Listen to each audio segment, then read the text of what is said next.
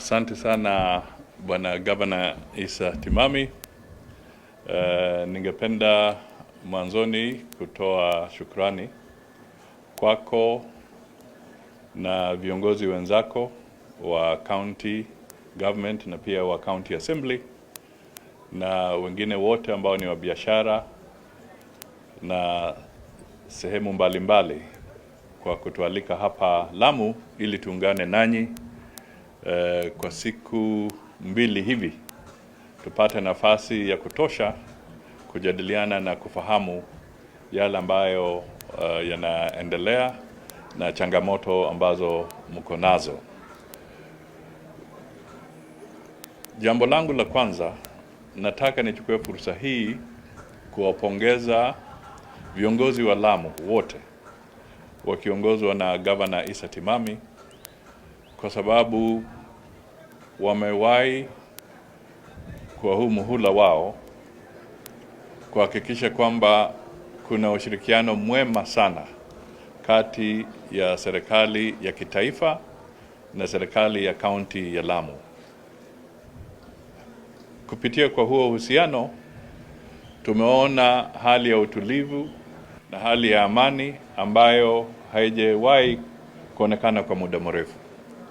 Mimi najua kwa kindani kwamba Rais wa Jamhuri ya Kenya Mheshimiwa William Ruto amekuwa akihimiza sana waziri wake Profesa Kindiki, waziri wa mambo ya usalama, kuhakikisha kwamba usalama unadumishwa katika sehemu zote za taifa letu, na pia akagusia sana sehemu ya Lamu kwa sababu Lamu tunataka iwe na nafasi ya kuhakikisha itachangia vilivyo kwa uchumi wa Kenya na uchumi wa wakaaji wa Lamu. Kwa hivyo mambo ya security yamekuwa yakitiliwa maanani sana na serikali kuu, na mimi nataka nimpongeze Profesa Kindiki kwa sababu mara nyingi nikimtafuta tunasikia yuko upande wa Lamu. Kwa hivyo gavana na timu yako muzidi kushirikiana hivyo na serikali ya kitaifa ili tuwe na utulivu. Na tulipokuwa tukitafuta nafasi ya kuja hapa Lamu, tuliambiwa kwamba karibu ndege zote hakuna nafasi mpaka labda kati ya wiki ambayo inakuja. Yaani kuonyesha kwamba kuna watalii wengi na watu wengi ambao sasa wanaanza kurudi kuvutiwa kutembelea Lamu, na hilo ni jambo la muhimu na la kufurahisha. Jambo ambalo pia tunataka angazie ni kuona maendeleo ya Lamu iko vipi, na kuna mpango kama ule wa affordable housing. Serikali ya Lamu imetenga ekari 5 ili wajenge nyumba karibu 400 hivi ambazo zitapewa watu wa Lamu wapate nafasi ya kuwa na affordable housing. Kuna ile jeti mpya ambayo imejengwa na KPA, na hivi karibuni wakishamaliza mambo kidogo ambayo yamesalia watapeana kwa serikali ya county government ya Lamu ili wawe wakisimamia hiyo jeti. Tunataka pia kama serikali tuangazie vile Lapset Lapset Port itaimarishwa. Hivi majuzi mmeona kumekuwa na matatizo hapa na pale katika eneo letu la Horn of Africa, kwa sababu katika bara la Afrika kuna mataifa karibu 16 ambayo yako landlocked, yani hayana nafasi ya kuwa na coastal line. Kwa hivyo yanategemea yale mataifa ambayo yako na coastline kuimarisha uchumi wao na kuwasaidia kuinua maisha ya watu wao. Kwa hivyo Lapset ni corridor ambayo ni ya muhimu sana sana sana katika eneo hii, ili mataifa ambayo ni majirani lakini hayana uwezo ama hayana nafasi kuwa na coastline kama Ethiopia, kama South Sudan, tunataka LAPSSET imarishwe, kwa sababu hapo ndio tutapata uchumi tukienda siku za mbeleni. Na mimi najua kwamba Rais wa Jamhuri ya Kenya amefanya majadiliano sana na Prime Minister wa Ethiopia na Rais wa South Sudan kwamba huu mradi ambao ni wa LAPSSET ni vizuri kabisa uimarishwe ili uanze kusaidia watu. Kwa hivyo tukienda mbele tunaona mambo yako sawa sana katika eneo la Lamu. Tunataka tuchangie mambo ya kielimu, ukulima.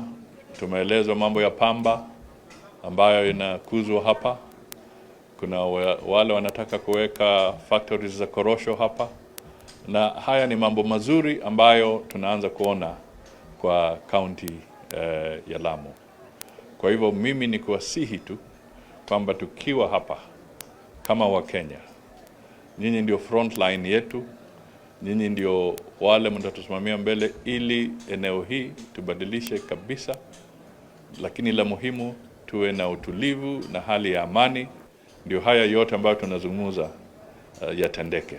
Kwa hivyo tunatoa shukrani na pongezi tena kwa county government ya Lamu. Biashara ni muhimu, mambo ya uvuvi, the green economy ni mambo ya muhimu, na pia nataka niungane na governor, kwa sababu tukiangalia hapa nyuma kuna kibao kinasoma UNESCO heritage site, na governor amezungumza sana kuhusu the stone wall ambayo inakinga this historic area. Ningependa kuwasihi wana vyombo vya habari, mkishamaliza kutuhoji kidogo, ni vizuri mtembezwe muone kwamba hiyo wall ni kitu ambacho ni lazima sasa tuwe tunashughulikia, because it can be dangerous to the lives and to this valuable heritage if over time, kwa sababu ya mambo ya climate change na nini, huu ukuta unaanza katika. Kwa hivyo ni vizuri wakati tunamaliza, I think give it some attention so that people can see that we need to mobilize resources both locally and internationally to safeguard this wall, because it can be the source of a disaster if we are not careful going into the future, not just for the historical aspect of it, but it can even cost human lives going forward. Kwa hivyo hilo ni jambo ambalo pia I thought we need to highlight at this particular moment. But nawatakia heri watu wa Lamu, tunataka waimarike. Mimi ni kama mwenyeji, mimi urudi hapa mara kwa mara. Mungu akinijalia mtaniona tena, na haswa wakati mnakuwa na ule utamaduni wa watu wa Lamu. Asante sana.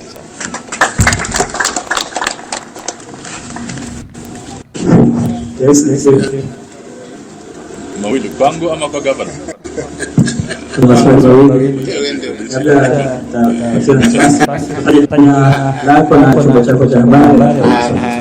Kabla hapo itakuwa vyema tu introduce wale wageni wengine wamefuatana na Prime Cabinet Secretary na wale wenyeji. Mwanzo tuko na PS wana Abubakar Hassan maarufu Kwiji. Huyu ni mzaliwa wa huku Lamu na ni mwenyeji, na we are very thankful to His Excellency the President kwa kuappoint kijana wetu wa huku Lamu. Vile vile tuna Deputy Governor wa Nairobi ambaye amefika na amekuja kujumuika na watu wa Lamu, na pia tuko na Deputy Governor wetu Bwana Rafael Munywa, na tuko pia na Bwana Lunani. Mnajua mimi ndio party leader wa NC na chairman wangu ni huyu hapa Bwana Lunani. Tuko na acting county commissioner Bwana Kidheka, na not forgetting na wako wengine wengi, lakini unajua Kasi Mtandaza amefika. Huyu ni mwenyeji na ni mbunge wa Matuga, lakini pia mwenyeji wa Lamu, na niko na ma MCAs hapa. MCA wa Mkomani Ward Mheshimiwa Shekuna, nominated MCA Ahmed Medo, na wako wengine wengi, lakini naona watu wanatembea. Kijana nimemtaja na wengine wengi, lakini nafikiri wanatembea Lamu tukijiandaa kwa ule mkutano wa saa 8. Lakini saa hii mheshimiwa ataproceed kule Lamu Polytechnic Hall, ambapo pia kuna wananchi wazee na kina mama ambao wanamsubiri huko. Kwa hivyo hayo maswali moja mawili ili tusiweke watu kwa muda mrefu huko. Naam, shukrani sana. Kwa majina naitwa Abdurrahman Hassan, natoka runinga ya Citizen. Niko na swali na pendekezo. Pengine pendekezo langu la kule hiyo statement ambayo umetupea kwa lugha ya Kiingereza, kwa sababu tuko na Kiingereza kule section ya Kiswahili. Naam, jambo la pili, rais alikuchagua kama jopo kazi, kiongozi wa jopo kazi la kumpigia kampeni aliyekuwa songa mbele aliyekuwa waziri mkuu. Pengine jopo kazi hilo limeanza kazi, na kama mmeanza kazi mmefikia wapi, na ni pengine ni mataifa gani mmeweza kuyaengage so far? Yangu ni mawili.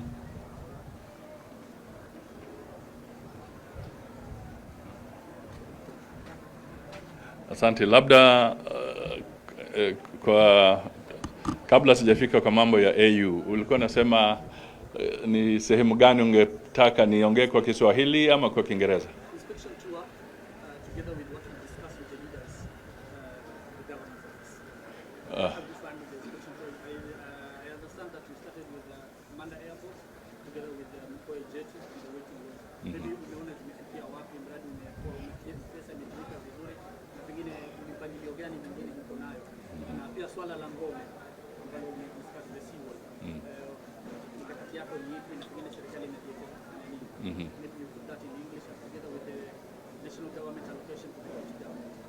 What plans do you have? I think the governor has explained a lot. I want to know your input from the national government. Mikakati gani pengine unaahidi kuzungumza na rais na kwamba ile nyongeza inaongezeka na labda naangalia.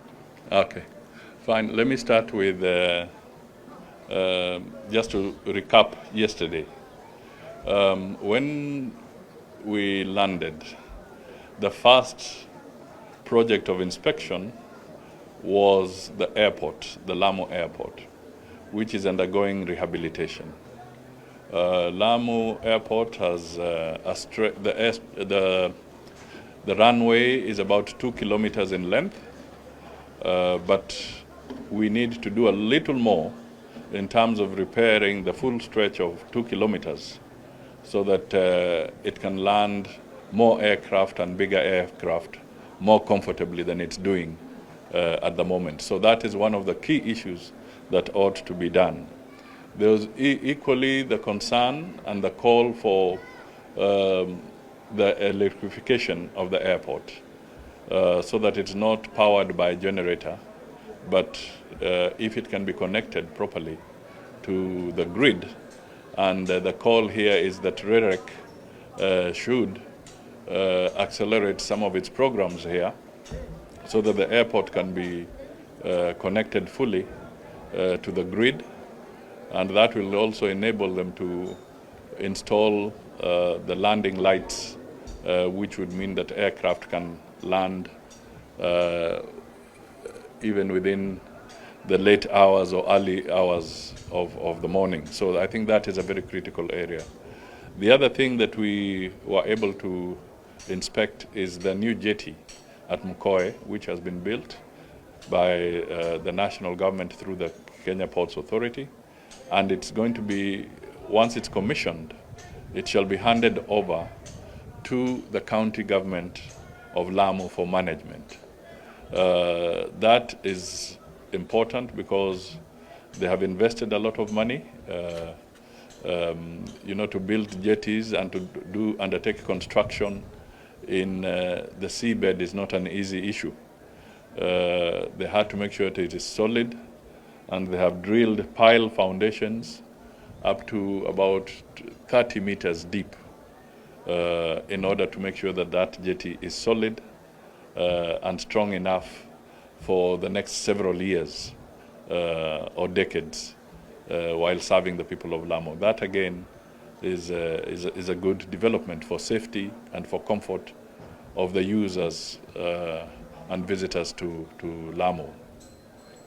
We were able to visit the governor's offices, and they gave us an overview of a number of programs that they have lined up. The affordable housing program, 5 acres have been set aside to enable Lamu to benefit and be part of the affordable housing program that is at the heart of the national government's agenda nationally. So Lamu is lined up for that. There are also investors who are coming in, the pension funds. We have been briefed by the governor. In due course, we shall also be seeing a cotton ginnery coming up. We will also see investors coming in to process cashew nuts so that those agricultural commodities that you have here can be processed. There are plans for fishing jetties and so forth because this is a marine economy and there's a lot of potential in that area. And I'm sure those of you who have been here when the competition is on, you find the local fishermen bringing in fish that weigh up to even almost a ton. That is 96 kg and so forth.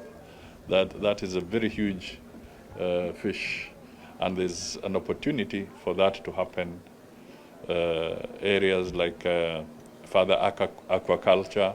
That means you can have crabs, you can have shrimps, and so there's a variety of things that can be done in this area. Now the second issue we have talked about is the lapset.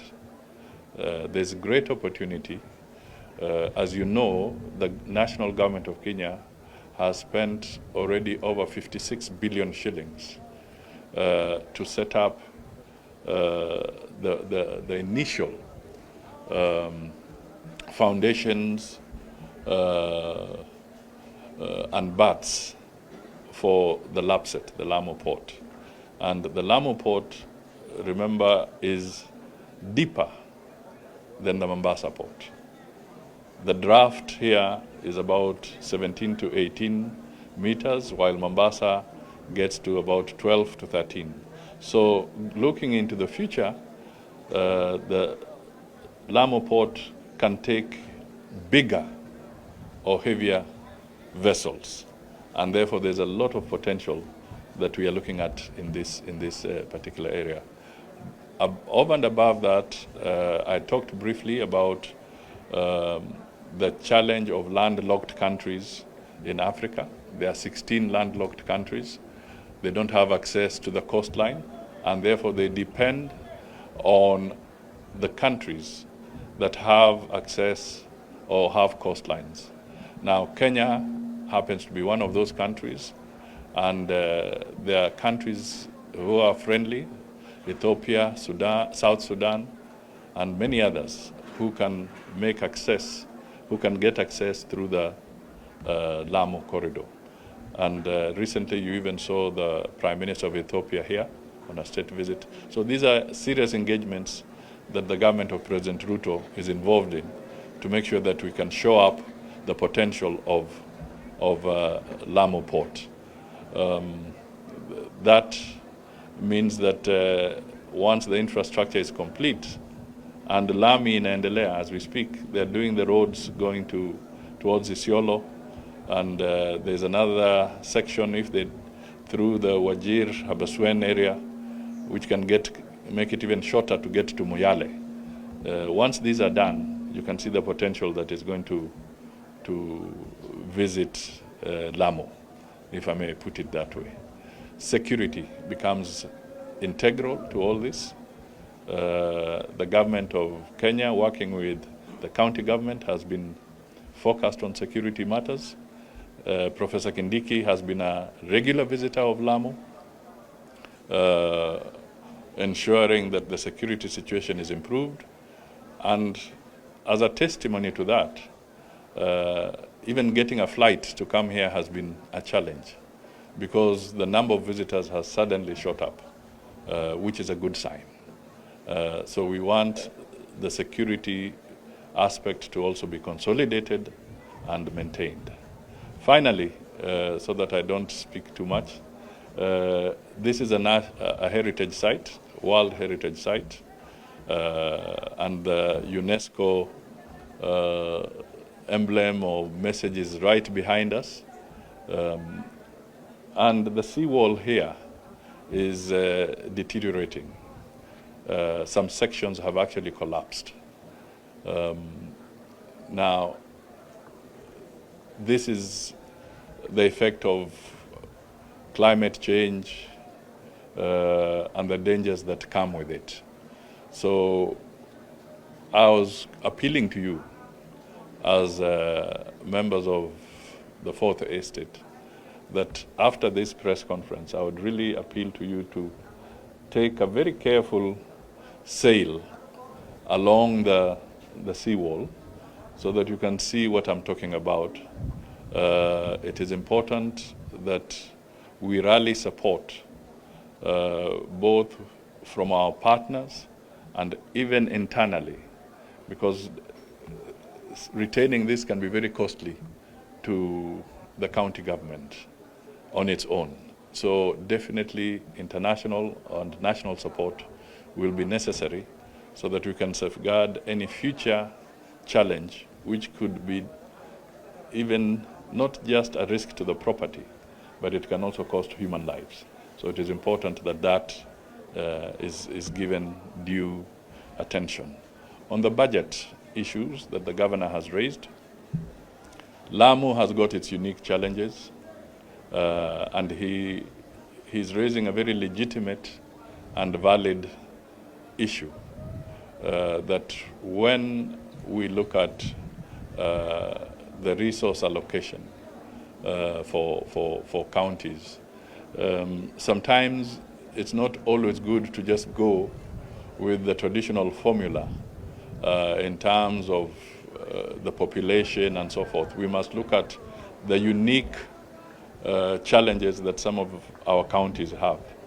And Lamu has got its unique challenges. It is huge, it is vast, but you can also see that with those unique challenges, Lamu is going to be Kenya's future. If you look at it in the context of LAPSSET and what LAPSSET can do, you can imagine if that corridor is fully functional and the port is fully functional, you can imagine the revenue that will come to the Republic of Kenya. So as we allocate resources, we must not just look at what is already provided for, but we must be broader in our perspective and look at the potential that the counties can offer to the growth of our country. And I think those are issues that need to be tackled. And that is why there must be serious dialogue, serious, friendly, and constructive dialogue between the national government and the county government. Thank you.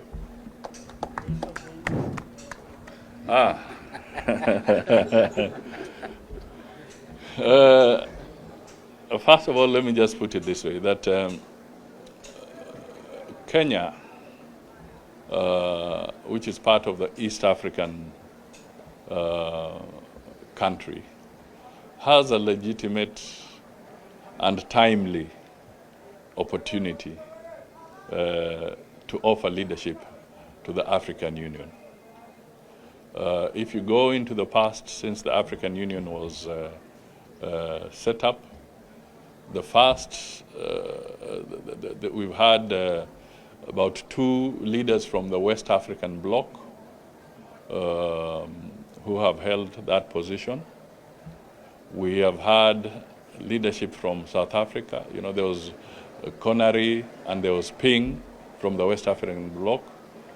Then we had Madame Zuma from the South African bloc. Then we have the current chair, Faki, Mahmoud Faki, who is from Central Africa. So if you go alphabetically, then you can see the strategic advantage that is now coming towards the East African region. And that is why we say that we have an opportunity as a region. The rest is campaign strategy. And I will not want to divulge our campaign strategy. But we are thinking very seriously about it. And we want to work collectively as a country so that East Africa can have an opportunity to look at these challenges. As you know, Africa is facing a lot of challenges, a lot of conflict. In fact, one can simply say that if we look at it statistically, without underplaying or downplaying the challenges in other parts of the world, Africa has more displaced people than all those other regions that have challenges. Africa has more schools that have been disrupted than those other regions. Africa has almost 100 million children out of school because of those challenges.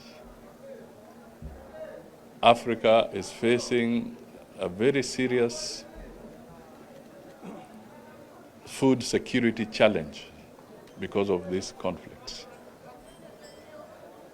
So there is a problem. Democracy is under threat in several African countries. Now, these are issues that require focus and attention by the Africans themselves.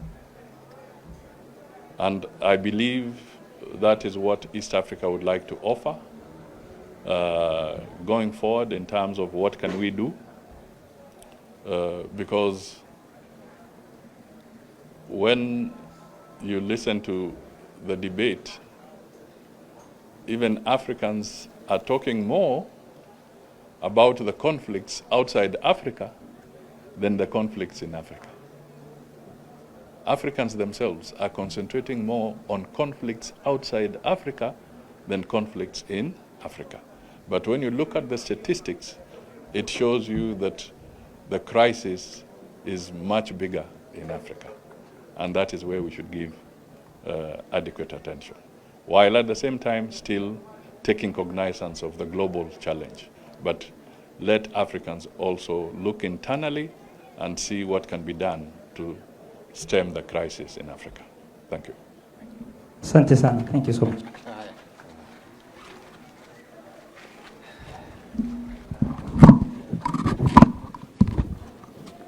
Microphone,